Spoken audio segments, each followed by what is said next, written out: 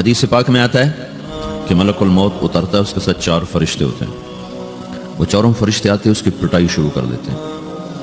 ابھی پرسوں یہ حدیث میں نے پڑھی ابن ماجہ میں کہ ملک الموت کہتا ہے ایتھا النفس الخبیثہ کانت فی الجسد الخبیث، اے خبیث روح جو خبیث جسم میں تھی، اخرج باہر آؤ۔ اب وہ واپس تو ہو نہیں سکتا، اپنے آپ کو روک تو سکتا نہیں، تو وہ حیران پریشان خوف زدہ، تو اس کے جواب میں اس کو ملک الموت کہتا ابشری ابشری بحمیم وغساق وآخر من شکلہ ازواج، تیار ہو جا خوفناک عذاب کے لیے اور کھولتے پانیوں کے لیے، کانٹے دار جھاڑیوں کے لیے اور بے شمار عذاب کی شکلوں کے لیے۔ تو اس کی روح کو جب کھینچتے ہیں تو رگ رگ سے وہ کٹ کٹ کے نکلتی ہے، تو سارا وجود زیر و زبر ہوتا ہے، سکرات کا درد ساری دنیا کے دردوں پر حاوی ہے۔ جب اس کی روح نکلتی ہے اور اس کو لے کر آسمان پر چلتے ہیں تو دروازے پر پہنچتے ہیں تو اندر سے فرشتے پوچھتے ہیں کون ہے؟ کہتے ہیں فلاں فلاں کا بیٹا ہے۔ کا نفس خبیثہ فی الجسد الخبیث، یہ تو وہی بدماش ہے جو بدماش جسم میں تھا، یہ وہ بدبخت روح ہے جو بدبخت جسم میں تھی، اس کے لیے آسمان کے دروازے نہیں کھل سکتے، اسے واپس کر دیا جائے۔ تو آسمان کے دروازے لا تفتح لهم ابواب السماء ولا يدخلون الجنة حتى يلج الجمل في سم الخياط، کہ ان کے لیے آسمان کے دروازے نہیں کھلیں گے اور ان کے لیے جنت کے دروازے نہیں کھلیں گے، پھر یہ وہاں سے نیچے گرائے جاتے ہیں جو اللہ کا قید خانہ ہے سجین، وما ادراک ما سجین کتاب مرقوم، وہ تمہیں خبر نہیں کہ وہ کیا خوفناک قید خانہ ہے جو اللہ تعالیٰ نے بنایا ہے، اسے وہاں دھکیل دیا جاتا ہے۔ پھر قیامت تک اس کے لیے انتظار کی گھڑیاں ہیں اور عذاب کی شدت ہے، اور جب کوئی نیک آدمی اللہ تعالیٰ کے دربار میں جانے کا اس کا وقت آتا ہے تو اللہ تبارک و تعالیٰ فرماتے ہیں ان الذین قالوا ربنا اللہ ثم استقاموا تتنزل علیہم الملائکۃ الا تخافوا ولا تحزنوا وابشروا بالجنة التي كنتم توعدون نحن اولیاؤکم فی الحیاة الدنیا وفی الآخرہ ولکم فیہا ما تشتہی انفسکم ولکم فیہا ما تدعون نزل من غفور الرحیم۔ جب کوئی نیک مرد عورت کے جانے کا وقت آتا ہے تو اس کے لیے بھی فرشتے آتے ہیں اور آ کر اس کو خوشخبری دیتے ہیں اور آ کر اس کو تسلی دیتے ہیں کہ آپ غم نہ کریں، پیچھے والے بھی آپ کو مل جائیں گے، آپ خوف نہ کریں، آگے ساری منزلیں آپ کے لیے آسان ہیں، آپ کے لیے جنت بھی تیار ہے، رب بھی مہربان ہے۔ اور حدیث پاک میں آتا ہے کہ ملک الموت اور 4 فرشتے آتے ہیں، وہ 4 فرشتے اس کو سہلاتے ہیں، دباتے ہیں کہ موت کا درد اسے محسوس نہ ہو، اور ملک الموت فرماتے ہیں ایتھا النفس الحمیدہ کانت فی الجسد الحمید اخرجی، اے نیک روح جو نیک جسم میں تھی باہر آؤ، کیا کرو؟ وابشری بروح وریحان ورب راض عنک غیر غضبان، آپ کو بشارت ہو آپ کے لیے جنت تیار ہو چکی ہے اور وہاں کی ساری نعمتیں آپ کے لیے میسر ہو چکی ہیں اور اللہ آپ پہ راضی ہو چکا ہے اور اللہ آپ پہ خوش ہو چکا ہے۔ اس پر اس کی روح کو نکالا جاتا ہے، پھر سارے فرشتے اس کو استقبال کے ساتھ جب آسمان پر لے جاتے ہیں تو اندر سے پوچھتے ہیں کون ہے؟ کہ فلاں فلاں کا بیٹا، فلاں فلاں کی بیٹی۔ کہتے ہیں نفس حمیدہ فی جسد حمید، یہ تو نیک روح تھی جو نیک جسم میں تھی، مرحبا بہی، اس کو ہم سب استقبال کس کا کرتے ہیں، اور ایک دم آسمان کے دروازے کھلتے ہیں، پھر وہ پہلا دوسرا تیسرا چوتھا سارے آسمان پار کرتا ہوا اللہ پاک کے عرش کے نیچے چھپ کے جا کر، مرد ہے یا عورت، وہاں جا کر سجدے میں سر رکھتا ہے اور اللہ تعالیٰ فرماتے ہیں ہاں اس نے ہمیں خوش کیا، ہم اسے خوش کریں گے، اور اس کو عافیت کے ساتھ وہاں آسمان میں، پہلے آسمان سے لے کر اللہ کے عرش تک یہ سب ویٹنگ روم بنے ہوئے ہیں جہاں اللہ اپنے اپنے درجات کے مطابق جنت والوں کو ٹھہراتا ہے، اور وہ انتظار گاہ ہے اور وقت ختم ہو جاتا ہے، لہٰذا انتظار کی جو تکلیف ہے وہ بھی ختم ہو جاتی ہے، وقت ختم تو انتظار کا احساس ختم اور ٹائم کے گزرنے کا احساس ختم۔ تو جیسے اصحاب کہف کو اللہ نے غار میں داخل کر کے تو غار کے اندر سے وقت کو نکال کے باہر پھینک دیا، باہر 300 سال گزرے، اندر آدھا ہی دن گزرا تھا، وہ جب اٹھے ہیں تو وہ 25 برس کا نوجوان 325 سال کا ہو کے نہیں اٹھا، وہ 25 سال کی عمر میں اٹھا ہے، نہ ناخن بڑا ہے، نہ مونچھیں بڑی ہیں، نہ ان کی داڑیاں لمبی ہوئی ہیں، چونکہ تو زندہ تھے، مر نہیں گئے تھے، تو زندہ کے تو بال بھی بڑھتے ہیں، ناخن بھی بڑھتے ہیں، لیکن وہ اس طرح اٹھے کہ 300 برس گزر گئے اور 25 برس کا نوجوان 25 سال کی عمر میں اٹھا ہے، 20 برس کا 20 برس کی عمر میں اٹھا ہے، اور وہ کہنے لگے کم لبثنا، بھائی کتنا ٹھہرے ہیں؟ یومن او بعض یومن، لگتا ہے کوئی دن آدھا دن ٹھہرے ہیں، وہ صحیح کہہ رہے تھے۔ باہر اللہ تعالیٰ نے وقت کی گھڑی کو چلائے رکھا اور اندر غار میں اس کو سوئچ آف کر دیا، نکال دیا، یہاں وقت کو داخل نہیں ہونے دیا، تو وقت کے گزرنے سے جو بھی اثرات مرتب ہوتے ہیں وہ ان پر مرتب نہیں ہوئے، تو وہ 20 آدھے ہی دن کے بعد اٹھے ہیں، باہر 300 سال، اندر آدھا دن۔ یہی کچھ اللہ تبارک و تعالیٰ برزخ میں کر دیتا ہے، وقت کو ختم کر دیتا ہے، گزرنے کا احساس نہیں ہوتا ہے۔ تو اس طرح میرے عزیزو، یہ 2 موتیں ہر انسان دیکھتا ہے، یا وہ جنت کے فرشتوں کا استقبال دیکھتا ہے یا جہنم کے فرشتوں کی مار اور پٹائی کو سہتا ہے۔ رابعہ بصری رحمۃ اللہ علیہ کا انتقال ہونے لگا تو انہوں نے رات کو فوت ہوئی تو انہوں نے اپنی خادمہ کو بلا کے فرمایا کہ کسی کو بتانا نہیں، جب میں مر جاؤں تو پڑوس میں 2-4 کو بلا کر نا میرا جنازہ پڑھوا دینا، اور جس کرتے میں تہجد پڑھتی تھی وہی میرا کفن بنا دینا، اور صبح بے شک لوگوں کو بتا دینا میرے مرنے کے بعد میری میت کو رکھنا نہیں، فوراً دبا دینا۔ جب ان کا انتقال ہوا تو انہوں نے پڑوس کے 2-4-10-20 آدمی بلائے اور ان کو تدفین تجہیز سب کچھ ہو گئی۔ صبح شور مچا کہ وہ رابعہ بصری کا انتقال ہو گیا۔ تو اگلے دن وہ خواب میں اس خادمہ کو ملی اور کہا بیٹی تیری بڑی مہربانی، تو نے میری وصیت کے مطابق عمل کیا۔ اس نے دیکھا کہ انہوں نے ایک خوبصورت سبز لباس پہنا ہوا ہے، تو وہ فرمانے لگی، انہوں نے سوال کیا کہ آپ کے ساتھ قبر میں کیا ہوا؟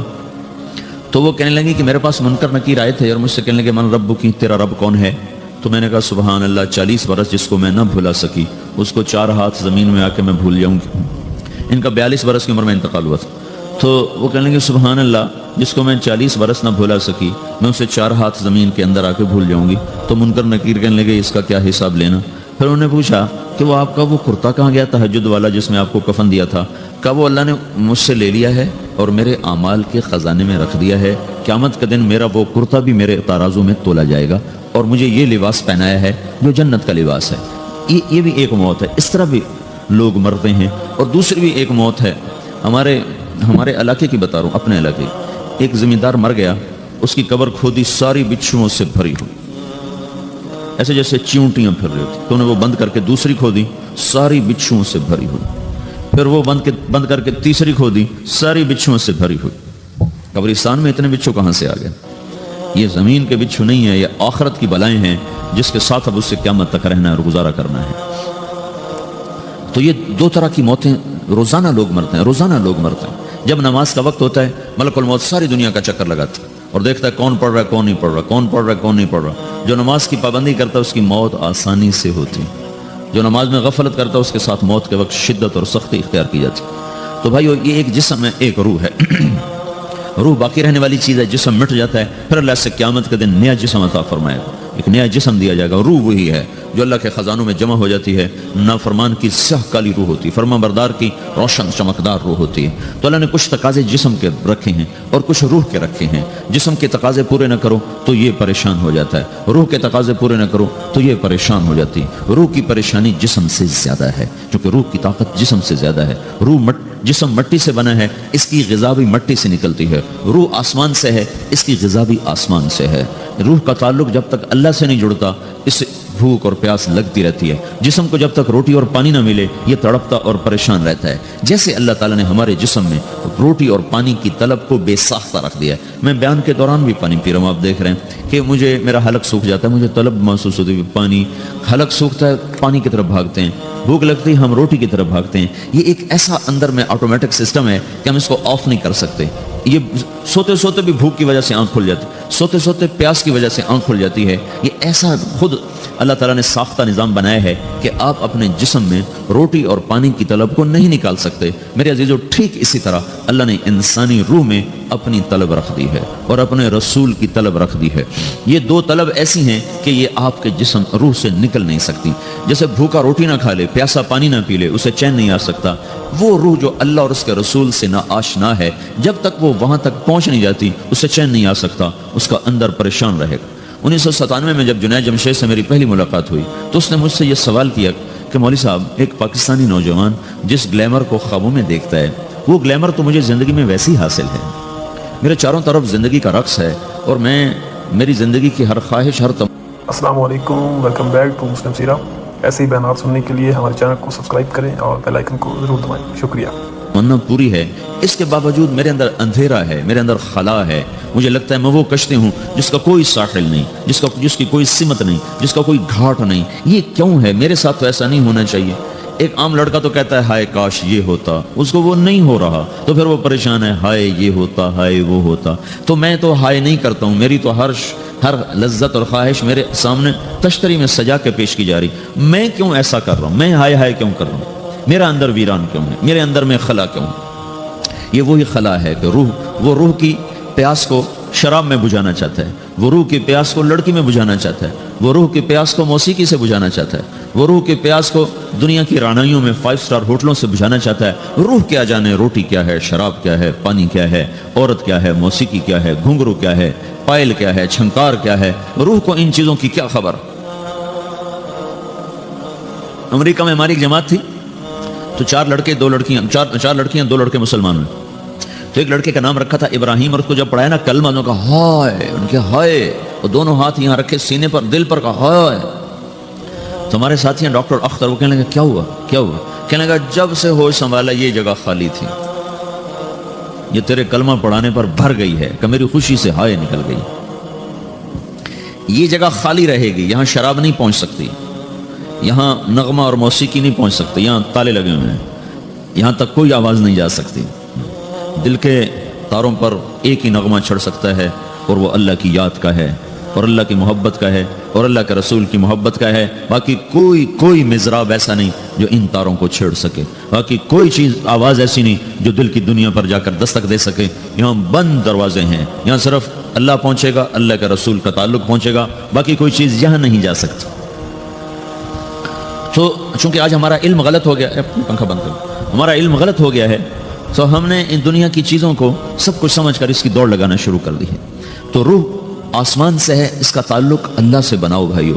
اللہ کا تعلق پائے بغیر نہ کوئی مرد مکمل ہے نہ کوئی عورت مکمل ہے. اور چونکہ براہ راست اللہ کو کوئی پا نہیں سکتا, چونکہ وہ ہمارے سامنے نہیں, اس کے اور ہمارے درمیان لاکھوں کروڑوں پردے حائل ہیں, تو اللہ اپنے بندوں میں سے ایک کو منتخب کر کے اپنا رسول بناتا ہے, اس پر اپنا آپ کھول دیتا ہے, پھر اسے کہتا ہے جا لوگوں کو بتا کہ یہ زندگی اللہ کو پسند ہے. وہ اللہ کا جو رسول ہے وہ بندوں اور رب کے درمیان واسطہ بن جاتا ہے. اللہ نے ہمیں حضرت محمد صلی اللہ تعالی علیہ وسلم جیسا رسول دے دیا. اللہ تعالیٰ نے اپنا آپ کسی کو نہیں دکھایا. موسیٰ علیہ السلام پہ ایک تجلی پڑی, ان کو 40 دن ہوش نہیں آیا. 40 دن اللہ سے ضد کرنے لگے, رب ارنی انظر الیک, اللہ میں تجھے دیکھنا چاہتا ہوں. اللہ تعالیٰ نے کہا موسیٰ یہ ہو نہیں سکتا.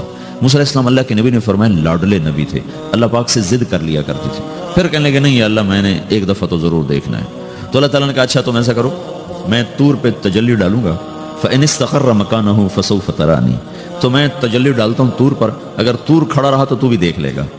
تو اب اللہ خود سامنے نہیں آیا, صرف ایک تجلی اللہ کے عرشوں کے اوپر سے آنا شروع ہوئی ہے, بیچ میں آپ فاصلہ گنے, اور پھر وہ آ کر فَلَمَّا تَجَلَّى رَبُّهُ لِلْجَبَلِ, پھر وہ جبل پر پہاڑ پر آئی, جَعَلَهُ دَكَّا, وہ پہاڑ ریزہ ریزہ ہو کر ہواؤں میں بکھر گیا.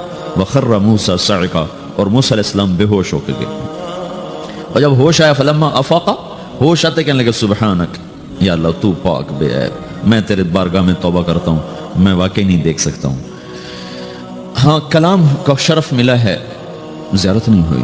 اللہ تعالیٰ نے حضرت محمد صلی اللہ تعالی وسلم کو مکہ سے اٹھایا اور بیت المقدس تک پہنچایا سواری پر, کہ دنیا اسباب کی ہے, یہاں سبب اختیار کیا, سواری کے پر بٹھا کر وہاں پہنچایا. اور اس کے بعد جب اوپر بلایا ہے تو پھر براق کی ضرورت نہیں پڑی, اوپر قدرت کا جہان ہے, اوپر اپنی قدرت سے بلایا ہے. یہ بیچ میں دیکھو نا کتنا بڑا, اب اگر ہوا سے اوپر چلے جاؤ, یہ 500 میل ہوا کا غلاف ہے, اس سے اگر اوپر چلے جائیں گے نا تو آپ خود بم بن کے پھٹ جائیں گے ایک دھماکے کے ساتھ, کیونکہ ہر انسان کے اوپر ہوا کا ایک پریشر ہے, کوئی 280 من کے قریب ہر انسان کے اوپر ہوا کا پریشر ہے. اس پریشر کو توڑنے کے لیے میرے اندر خود ایک پریشر بنا ہوا ہے جو اس کو توڑ رہا ہے. جب یہ ہوا کا پریشر میرے اوپر سے ریلیز ہو جاتا ہے تو میرا اندر کا اپنا پریشر بم کی طرح پھٹے گا اور مجھے پرزے کر دے گا. اس لیے وہ خلائی لباس بنایا جاتا ہے جس میں وہ مصنوعی پریشر دیا جاتا ہے تاکہ اوپر جا کر یہ پھٹ نہ جائیں. ہمارے نبی جس کرتے اور تہمت میں تھے اسی کرتے اور تہمت سے بیت المقدس سے چلے ہیں, اور ہوا کو نہیں پار کیا, 7 آسمان ہی پار کر لی. اور پہلے آسمان پر حضرت آدم علیہ السلام نے استقبال کیا ہے, اور دوسرے آسمان پر حضرت عیسیٰ علیہ السلام, زکریا علیہ السلام, یحییٰ علیہ السلام نے استقبال کیا ہے. تیسرے آسمان پر حضرت یوسف علیہ السلام نے استقبال کیا ہے. چوتھے پر حضرت ادریس علیہ السلام نے استقبال کیا ہے. 5ویں پر ہارون علیہ السلام نے استقبال کیا, اور 6 پر موسیٰ علیہ السلام نے استقبال کیا. اور 7ویں آسمان پر ایک بیت اللہ دیکھا ہے جس کا طواف ہو رہا ہے. استقبال کو کوئی موجود نہیں. ایک بڑے میاں ایسے ٹیک لگا کے بیت اللہ کی یوں ٹیک لگا کے بیٹھے, گوٹھ مار کے, دونوں ہاتھوں کے ایسے گوٹھ مار کے بیٹھے ہیں, ان کی سفید داڑھی ہے, وہ نہیں اٹھے ہیں. باقی تو نبی بھی سامنے کھڑے ہوتے تھے استقبال کو, لیکن یہ بزرگ نہیں اٹھے ہیں. تو آپ نے پوچھا یہ کون بزرگ ہیں؟ تو جبریل نے کہا یہ آپ کے دادا ابراہیم علیہ السلام ہیں. آپ خود چل کے آگے گئے ہیں, وہ قریب آئے تو آپ وہ اٹھے اور آپ کو گلے لگایا, ماتھا چوما, پیار کیا. سارے نبیوں نے استقبال کے دوران کہا تھا ہمارے بھائی آ گئے, مرحبا ہمارے بھائی آ گئے. لیکن جب ابراہیم علیہ السلام سے ملاقات ہوئی تو انہوں نے فرمایا مرحبا میرا بیٹا آ گیا, مرحبا میرا بیٹا آ گیا ہے. اور یہ جو حالانکہ مرتبہ تو ابراہیم علیہ السلام کا چھوٹا ہے, ہمارے نبی کا مرتبہ بلند ہے, لیکن رشتے میں ابراہیم علیہ السلام کا مرتبہ بلند ہے اور ہمارے نبی کا مرتبہ چھوٹا ہے. ابراہیم علیہ السلام اوپر جا کر دادا بن رہے ہیں اور یہ نیچے پوتا پڑپوتا بن رہے ہیں، تو رشتے کی نسبت میں آپ چھوٹے ہیں، وہ بڑے ہیں. مرتبے اور مقام میں تو اللہ کے بعد آپ کا اور آپ کے سامنے کوئی ہے نہیں، بس اوپر اللہ اور نیچے اللہ کا رسول ہے، باقی سبھی نیچے ہیں. لیکن یہ امت کو سبق دینا تھا کہ اللہ تعالیٰ کو معلوم تھا کہ آنے والی یہ جو نسل ہے یہ ماں باپ کے نافرمان ہوں گی، چونکہ انہیں صرف پیسہ کمانا. آپ کا بھی قصور نہیں، آپ کو ٹیکسٹائل سکھائی جا رہی، کوئی ماں باپ کی تعظیم تو نہیں سکھائی جا رہی ہے. اور خود آپ کے ماں باپ نے آپ کو نہیں بتایا کہ ماں کسے کہتے ہیں، باپ کسے کہتے ہیں. جس چیز نے بتانا تھا وہ آپ نے پڑھا نہیں، وہ تو دین نے بتانا تھا، قرآن نے بتانا تھا، سیرت نبی نے بتانا. وہ سیرت آپ نے پڑھی نہیں، قرآن آپ نے پڑھا نہیں. آپ کا سارا زور لگا پہلے وہ ایف ایس سی کو پاس کرنے میں، پھر ٹیکسٹائل میں آ گیا تو اب دھاگا کیسے بنتا ہے. آپ کا سارا علم ہے کہ دھاگا کیسے بنتا ہے. یہ علم آپ نہیں پڑھ رہے کہ انسان کیسے بنتا ہے، یہ مشین کیسے چلتی ہے، آپ یہ سیکھ رہے ہیں. یہ انسان کیسے چلے یہ کسی ادارے میں نہیں سکھایا جا رہا. وہ اداروں کا یہ موضوع ہی نہیں کہ انسان بناؤ، اداروں کا موضوع ہے بس روبوٹ بناؤ جنہیں بس دھاگا بنانا آتا ہو، کسی کو دوائی بنانی آتی ہو، کسی کو حل بنانا آتا ہو، کسی کو بم بنانا آتا ہو، کسی کو کپڑا بنانا آتا ہو، کسی کو لوہا بنانا